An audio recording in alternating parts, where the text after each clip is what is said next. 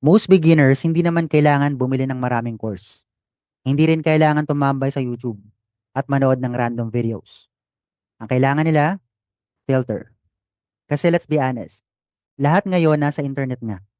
Tapos may AI pa. So it's very easy to learn anything. SMM, video editing, Canva, automation, copywriting, ChatGPT, funnels, you name it, nasa internet na yan. Now, hindi naman problema yung kakulangan ng information eh. The problem is yung sobrang daming options. Kaya nga ginawa ko yung Quiz GPT Skills Guide. One of the most common questions I get from my students, they ask me, Quiz, ano ba dapat kong pag-aralan? And honestly, that's not an easy question to answer. Kasi depende talaga eh. Depende sa background mo, sa skill level mo, sa goals mo, yung gusto mong pasukin na niche, yung industry, right? So, there are different factors you need to consider. Now, most beginners, ang ginagawa nila is nanonood sila ng random YouTube videos. Kung ano yung pakita ng YouTube, papanoorin nila. Or may nakita sila sa TikTok, nag-a-advise, then they will follow it, right? Or random post lang sa Facebook, isi-save nila, hindi naman binabalikan. Or they even pay for courses na hindi naman nila tinatapos. Kung ano yung makita sa feed, yun na lang yung pag-aaralan. Kung ano yung trending, yun yung susundin. So nangyari, they get more confused, more overwhelmed than ever. So, ang dami nilang sinisave, ang dami nilang pinag-aaralan, pero wala namang nagsistick. Kasi wala talagang progress. Hindi naman nila na-apply eh. So, this is not a learning problem. I think this is a filtering problem. You need to have a system to navigate and choose among all of these options available. Right? By the way, my name is Quiz JM and lahat ng sinishare ko dito comes from my actual experience. Hindi recycled content galing ng libro or ng videos. Naranasan ko talaga at ng mga estudyante ko. When I started freelancing, nakuha ko yung first client ko in just 34 days. At 6 digits agad yung bayad sa isang project. And since then, marami na ako naka-work na different coaches and online businesses. Nakabuo na rin tayo ng community with 8,000 aspiring freelancers and virtual assistants. Na-feature na rin ako sa isang magazine because of what I do. Pero hindi ko naman nagawa ng mag-isa lahat ng yan. May mga tumulong din sa akin along the way. At ngayon, gusto ko lang din i-share yung mga natutunan ko sa'yo. Para hindi ka na dumaan sa napakaraming trials and errors and confusion na pinagdadaanan ng maraming aspiring virtual assistants. Now, let me give you some perspective. For sure, kung nagtatrabaho ka sa opisina, meron kayong mga meetings, right? Have you ever wondered bakit usually yung mga meetings, yung pwede namang i-email na lang, pwede namang i-text na lang, pag may meetingan pa. Yung pwedeng pag-usapan in 15 minutes, nagiging 1 hour or more. Bakit kaya? It's because walang clear agenda. So yung dapat na maikling usapan lang humahaba. Dumadami yung discussion, maraming opinion, maraming ideas. Pero pagkatapos ng meeting, wala namang clarity. Ano ba yung next step? What's the plan? Diba? And that's exactly how many people learn online sa panahon ngayon. Walang agenda. Paikot-ikot, aral dito, aral doon, wala namang sinusundan. Walang priority, walang system. And that's exactly what I built Quiz GPT Skills Guide. This is not your usual chat GPT na kapag nag-usap kayo, may tinanong ka, ang dami niyang ibibigay na options. And before you know it, nagpaikot-ikot na lang kayo. Dito, i-remove niya yung mga unnecessary information at ipapakita niya lang sa'yo yung mga kailangan mong matutunan. Para less na yung guessing and clear na yung direction. Now, paano ba to gumagana? No? So, before siya magbigay ng recommendation ng dapat mong pag-aralan, magtatanong muna siya. Ano ba yung kailangan mo at your stage? Ano yung skill level mo, yung goals mo, yung background mo, ano yung niche na gusto mong pasukin, yung industry, no? So, based on that, magbibigay siya ng recommendations. Kasi, iba yung dapat pag-aralan ng isang total newbie versus dun sa matagal ng freelancer. Iba rin yung dapat na priority nung naghahanap ng kliyente versus dun sa nag-aaral pa lang. So, depende sa isasagot mo, magbibigay siya ng roadmap. Kasi not everyone should learn the same thing. Now, let me show you how it works. So, this is Quiz GPT Skills Guide.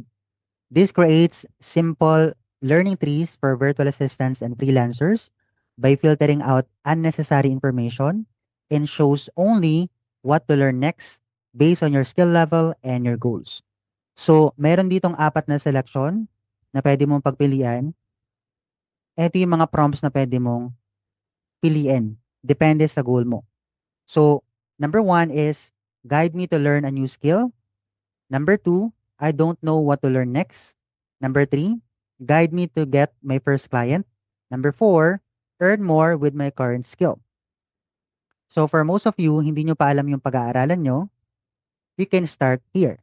But if you use my Quiz GPT Niche Finder para ma-identify mo kung ano yung niche na gusto mong pasukin, skills versus the industry, then dapat meron ka na idea ano yung skill na gusto mong i-pursue. If that is the case, then select the first option. So let's start here. So now, it provided you a list of possible skills you want to learn. Again, depende yan kung ginamit mo yung Quiz GPT niche finder natin, then dapat makapili ka na rito. So let's say, gusto mong pag-aralan yung social media management.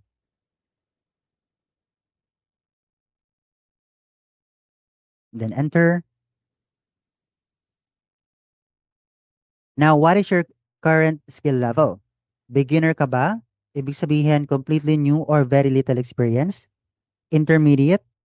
Understands the basics and has practiced before? Or advanced, already performs the skill and wants better results? So let's say beginner ka pa lang.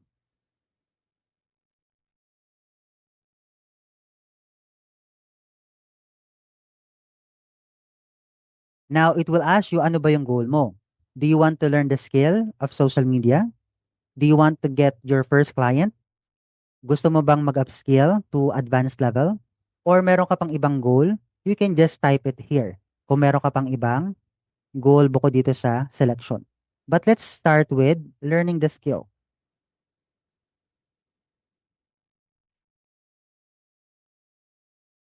Now, para specific yung pag-aaralan mo at hindi lang generic, kagaya ng most courses online, pumili ka ng industry na gusto mong pasukin.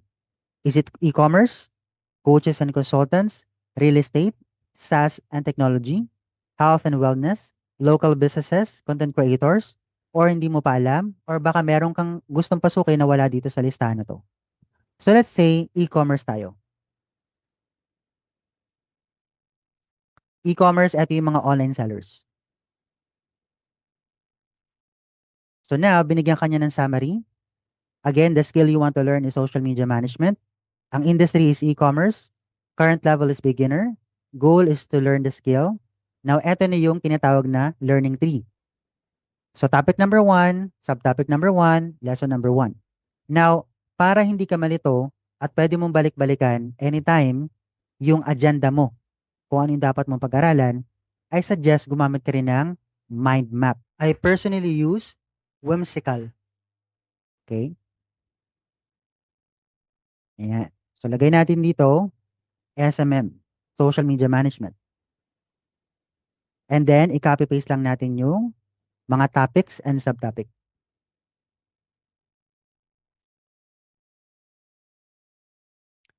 Alright, so copy paste lang natin to. Topic number 1, then subtopic, and then lesson number 1, lesson number 2, and lesson number 3. Subtopic number 2,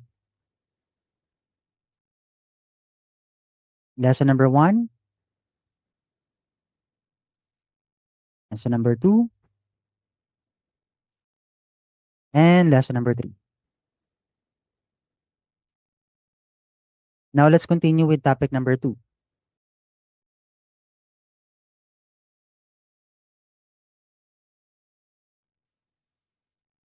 And then topic number 3, and so on and so forth.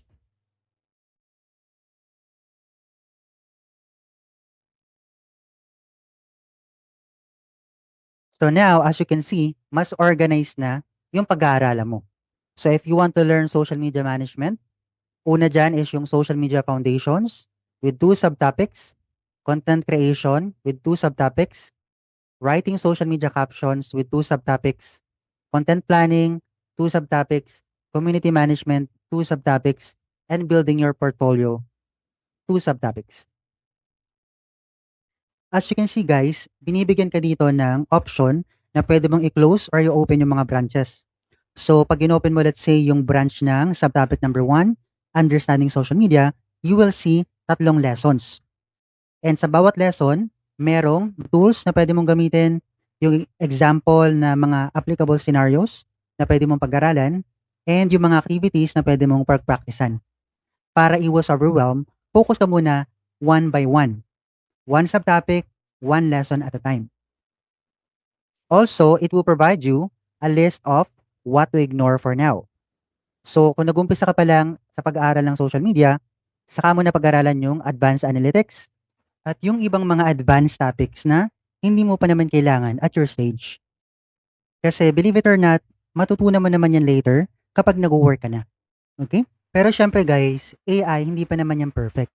So if you want someone guiding you, someone who's been there, done that, kagaya ko, mayroong human touch, mayroong mentorship, then I invite you to join our internship. So, nakita mo na yung power nung ating Quiz GPT, no? Para hindi ka nakagaya ng maraming newbies na nag-aaral ng random content.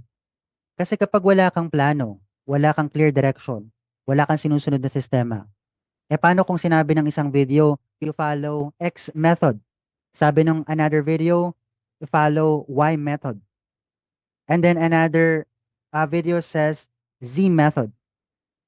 So, sa dami ng options, alin dun yung susundin mo? And that's just one platform. Iba yung sinasabi nung nasa YouTube, iba yung sinasabi nung nasa TikTok, iba yung sinasabi nung nasa Facebook.